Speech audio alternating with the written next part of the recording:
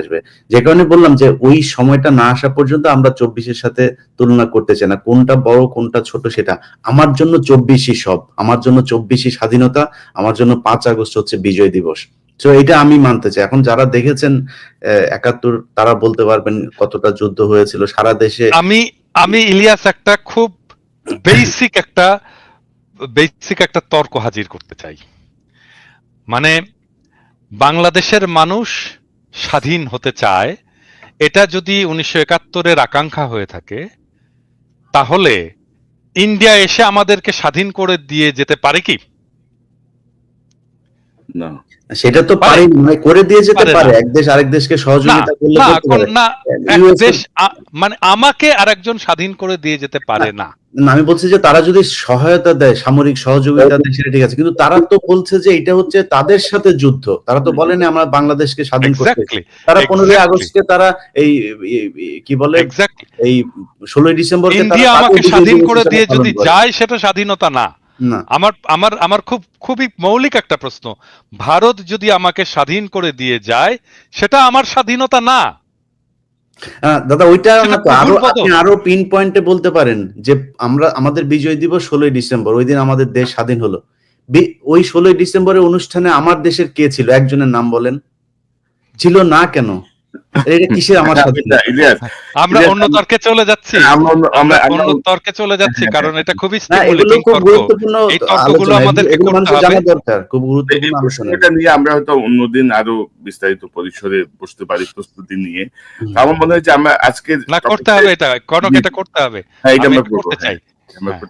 এটাকে খুব সহজে যেভাবে সামারাইজ করা যেতে পারে সেটা হচ্ছে যে ধরেন আমি মনে করি অনেক মানুষের এটা নিয়ে, আমি নিজে আমার সত্যি কথা বলে আমি যতদিন পর্যন্ত ধরেন ইভেন 2012 সাল পর্যন্ত এই গণজাগরণ মঞ্চের পর থেকে অনেক কিছু দেখছি, বুঝছি, কিন্তু এর আগ পর্যন্ত আমার ভেতর একটা ছিল যে পাকিস্তানিরা এত বদমাইশ ছিল, এত পরিমাণে মানুষকে আমাদেরকে মারলো, এত মা বোনকে, মানে 30 লক্ষ আর 2 লক্ষ শুনতে শুনতে একদম ছোট থেকে বড় হয়েছে। কিন্তু আমি খুব স্বাভাবিক একটা ইকুয়েশনের দিকে যাই। ধরেন আমি মনে করি যে 30 লক্ষ মানুষ মারা গিয়েছে। 30 লক্ষ মানুষ যদি মারা যায় তাহলে 30 লক্ষকে আমি 68,000 দিয়ে ভাগ দেই। 68,000 দিয়ে ভাগ দিলে এক এক গ্রাম প্রতি কয়জন করে পরে আপনি হিসাব করেন। আপনার গ্রামে না। তবে ইলিয়াস আমি আপনাকে শুধু একটা বিষয় অ্যাড করি যে মার্কিন যুক্তরাষ্ট্রের যে গোপন দলিল, সেই দলিলে কিন্তু মৃতের সংখ্যা 3 লক্ষ কিন্তু মেনশন করা আছে। 3 লক্ষ, এটা একেবারে ওদের 3 লক্ষ যদি মিলাই দিতে পারে, 3 লক্ষ যদি মিলাই দিতে পারে, কান কেটে আমি কুত্তাকে খিলাবো, বগুড়ার ভাষায় বললাম আর কি। আমরা এই প্রসঙ্গটা নিয়ে আরেকদিন অন্যদিন একটু বসি, বিস্তারিত কোথায় কি তথ্য আছে এটা আলোচনা হওয়া দরকার।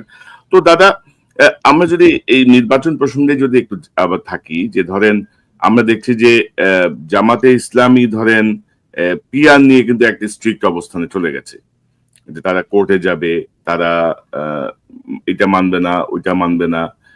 জামাতের সঙ্গে এনসিপিও অনেকটাই একমত। তো জামাত কি কোনো ঐতিহাসিক ভুলের মধ্যে আবার যাচ্ছে? মানে ধরেন যে আপনি আমরা 86 একটা ঘটনা দেখলাম, 91-তে বিএনপির সঙ্গে জোটবদ্ধ ছিলেন, 96-তে এসে আবার বিএনপির বিরুদ্ধে মাঠে নামলেন, গত 16 বছর ধরে একসঙ্গে আন্দোলন করলেন। বিএনপি জামাত একটা মানে প্রবাদ, মানে প্রেজ ওয়ার্ড হয়ে গেছিল না, যে আমাদের একটা ইয়ের মতো। তো এখন এসে দেখা গেল যে ইয়ের পরপরই দেখা গেল যে দুজনের মধ্যে বিশাল দ্বন্দ্ব। তো মানে বিএনপি ভুল করছে, জামাত ভুল করছে, মানে এটা তো হওয়ার কথা ছিল না আর কি, না?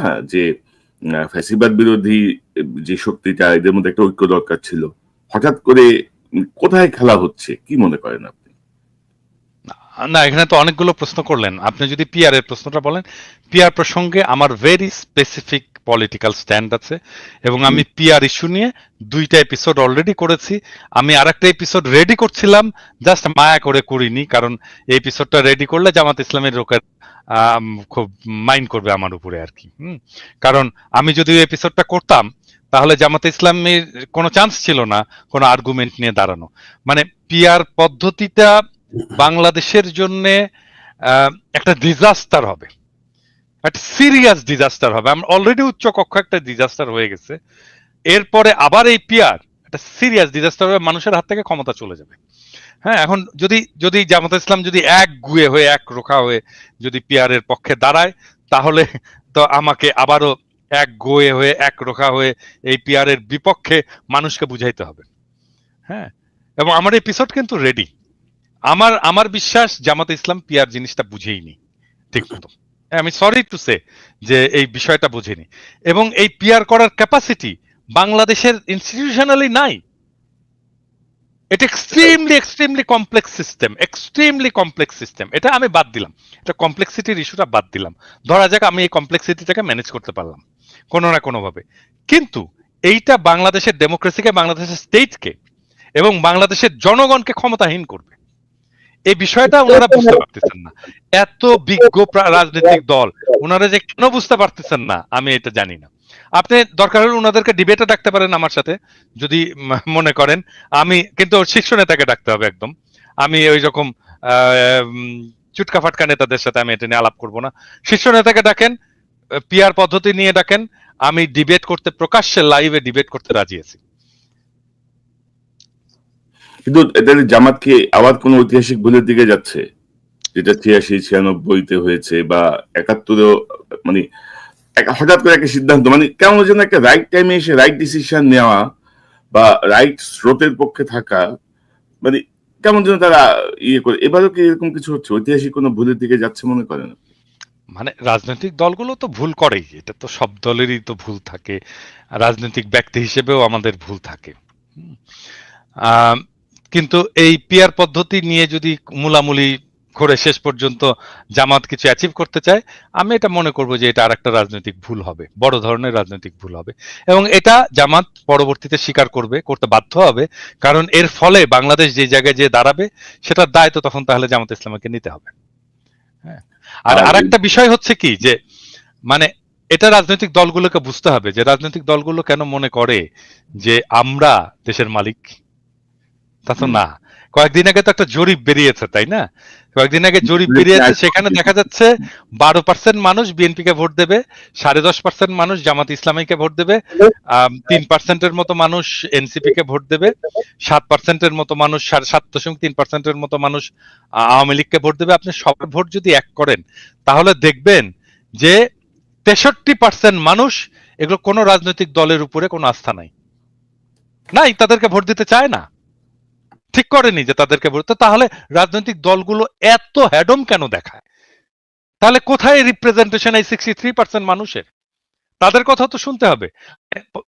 বুঝলাম যে মানে জামাত ইসলামীর একটা বিশাল একটা বুকের মধ্যে একটা লাল টুকটুকে আপেল আছে, আমাদেরকে আপেলটা দেখাক।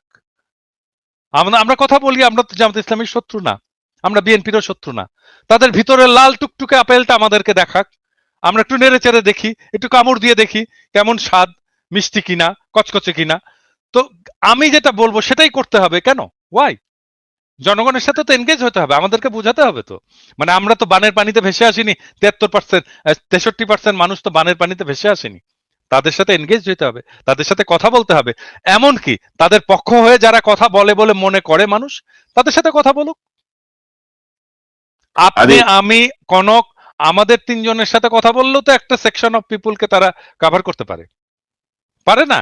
এখন তারা বলতে পারে আপনারা কি রাজনৈতিক দল? মানে আপনারা যে রিপ্রেজেন্ট করেন তার গ্যারান্টি কি? মানে আমরা যদি জনগণের কণ্ঠস্বর নাই হইতাম, আমাদের পাছায় লাঠি দিয়ে পাবলিক চলে যেত, পরের দিন চলে যেত। ওটা এমনিতেই দেখা যায়, আমাদের ভিডিওর ভিউয়ে দেখা যায়, আমাদের সাবস্ক্রিপশনে দেখা যায়, আমার ফেসবুকের লেখায় দেখা যায়। পাবলিক এমনি দেখায় দিত যে আমরা এদেরকে চাই না, এদেরকে পছন্দ করি না, আমরা এদের সাথে নাই। কারো মনে না হলে এটা সরাসরি বলুক, তারপরে দেখা যাবে না। হ্যাঁ, সেটাই না। এখানে ধরেন এই জরিপটা কিন্তু আরেকটা ইন্ডিকেট করছে যে একটা সময় ছিল না যে এবার ধানের শীষের জোয়ার, এবার দাঁড়িপাল্লার জোয়ার, এবার নৌকার জোয়ার, অর্থাৎ মার্কা থেকে মানুষের মন সরে গেছে। কিন্তু একদম এটা কিন্তু, তো মানে আমার মনে হয় যে রাজনৈতিক দলগুলোরও চিন্তা করার বিষয় আছে। কিন্তু এই মুহূর্তে ধরেন বিএনপি, জামাত, এনসিপি, এই যে এতদিন ঐক্যবদ্ধ থেকে হঠাৎ করে তারা কেন এত বিভাজিত হয়ে পড়লো, এটাও কিন্তু একটা মানে প্রশ্ন জনগণের কাছে। ইলিয়াস, আপনি কি মনে করেন, এই যে জামাত কি কোনো ঐতিহাসিক ভুল করতেছে আবারও, বা এই যে বিভাজনটা? দাদা তো ওই অ্যাঙ্গেল